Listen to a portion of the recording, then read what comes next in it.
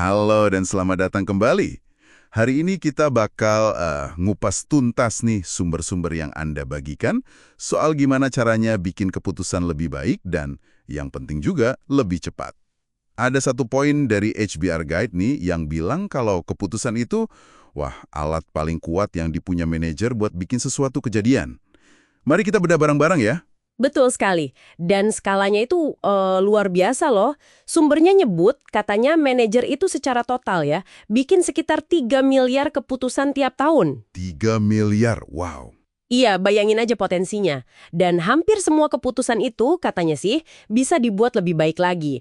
Ini bukan cuma soal hemat waktu ya, tapi soal kualitas hasilnya juga. Gimana kita bisa lebih sistematis gitu. 3 miliar itu, aduh, angka yang bikin mikir ya. Salah satu yang langsung kelihatan menarik dari sumbernya itu soal gimana, psikologi kita sendiri malah sering jadi jebakan. Ekonomi perilaku kan nunjukin kita ini nggak selalu rasional kayak yang kita pikir. Nah, gimana caranya nih ngelawan kecenderungan ini? Apalagi buat keputusan yang penting banget. Nah, langkah paling dasar ya, yang pertama, itu sadar dulu. Sadar kalau bias itu ada dan ya kita semua bisa kena. Tapi sadar aja seringnya nggak cukup buat ngubah perilaku kan.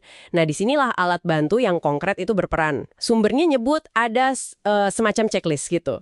Checklist ini dikembangin sama Erik Larson. Dan basisnya itu ya dari prinsip ekonomi perilaku tadi. Checklist ya. Kedengarannya simpel, tapi mungkin ngefek ya. Walaupun detail langkah checklistnya nggak ada di sumber kita, ide utamanya gimana tuh? Gimana dia bantu ngelawan bias? Intinya sih ngasih struktur. Checklist kayak gitu tuh maksa kita buat berhenti sejenak, terus secara sistematis ngecek keputusan kita. Ada nggak nih bias-bias umum? Misalnya, apa kita terlalu pede, overconfidence, atau kita cuma nyari data yang dukung omongan kita aja, confirmation bias, atau jangan-jangan kepengaruh sama info pertama yang kita dapat, anchoring. Jadi, ya membantu kita keluar dari mode mikir otomatis yang sering bias itu, ke proses yang lebih objektif lah. Menarik, menarik. Jadi kayak dipaksa gitu ya buat ngelihat dari banyak sisi secara terstruktur. Oke. Nah, selain checklist, ada juga pendekatan lain nih. Disebut data diet. Ini dari Menon dan Thompson. Ini bukan soal diet data beneran kan ya? Tapi lebih ke cara ngolah datanya. Haha, bukan diet data. Tepat sekali, DIET itu singkatan. Define, Inquire, Execute, Test. Definisikan, tanyakan, eksekusi, uji.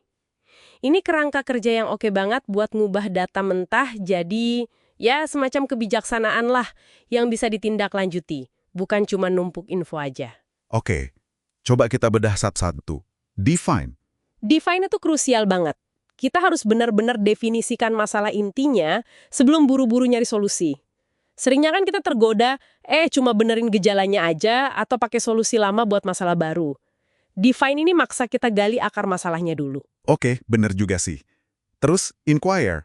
Nah, setelah masalahnya jelas, baru kita inquire. Kita tanya-tanya yang mendalam. Ini bukan cuma ngumpulin data ya, tapi pahami konteksnya, gali asumsi-asumsi yang mungkin tersembunyi, eksplorasi kemungkinan lain. Ini tahap eksplorasi lah. Tahap inquire ini kedengarannya ada risiko jadi paralysis by analysis nggak sih? Kebanyakan nanya, jadi nggak jalan-jalan. Itu resiko yang valid banget. Makanya kuncinya itu fokus nanya pertanyaan yang tepat. Terus ya kasih batasan waktu atau lingkup lah. Tujuannya kan pemahaman mendalam, bukan ngumpulin data tanpa henti. Baru deh masuk ke execute. Solusi yang dipilih ya diimplementasikan. Harus jelas rencananya, terukur. Terus yang terakhir, dan ini sering kelewat, tes. Kita uji asumsi kita, hasil eksekusinya gimana. Berhasil nggak? Apa yang bisa dipelajarin? Ini biar kita bisa adaptasi dan mastiin keputusan itu dasarnya bukti, bukan harapan aja. Di IGET ini ngubah data jadi wawasan gitu. Oke. Jadi diet ini kayak siklus ya, buat mikir dan bertindak pakai data. Tapi nih, keputusan sehebat apapun kalau cuma di kertas kan ya percuma ya. Gimana implementasinya? Sumbernya nyinggung teknik if-then planning buat mastiin eksekusi jalan. Bisa dijelasin dikit? Iya ya, if-then planning. Ini jembatan antara niat sama tindakan. Simple banget, tapi dampaknya, signifikan katanya menurut studi yang dirujuk sumber. Caranya Anda bikin rencana spesifik. Formatnya, jika situasi pemicu spesifik terjadi pada waktu tempat spesifik, maka saya akan melakukan tindakan spesifik. Contohnya nih, bukan cuma bilang, saya mau nulis laporan mingguan hari Jumat. Tapi lebih spesifik, jika jam nunjukin pukul 2 siang di hari Jumat, maka saya akan langsung buka laptop dan mulai nulis laporan mingguan selama 1 jam. Oh, jadi kayak kita program respon otomatis gitu ya di otak kita. Persis, ini nyiptain pemicu mental yang kuat. Jadi kita nggak terlalu ngandelin motivasi atau niat sesaat yang sering naik turun itu.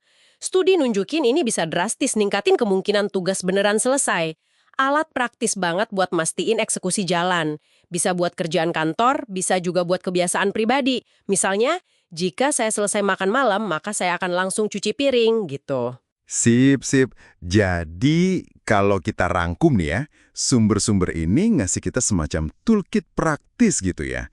Mulai dari sadar soal bias kognitif kita, terus potensi pakai checklist buat ngelawan bias itu, kerangka kerja DIET biar keputusan basisnya data dan wawasan, sampai if-then planning buat ngejembatin keputusan sama aksi nyata.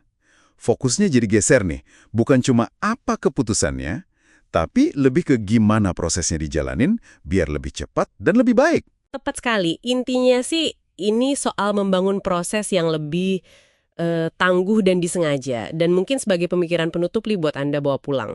Mengingat banyaknya jebakan psikologis yang ya alami kita punya, seberapa sering sih Anda secara aktif ngecek proses pengambilan keputusan Anda sendiri? Apakah proses itu benar-benar dirancang buat nyari kebenaran objektif? Atau jangan-jangan tanpa sadar malah lebih sering dipakai buat validasi apa yang emang udah Anda pengen atau yakini dari awal? Nah, itu pertanyaan buat direnungkan deh.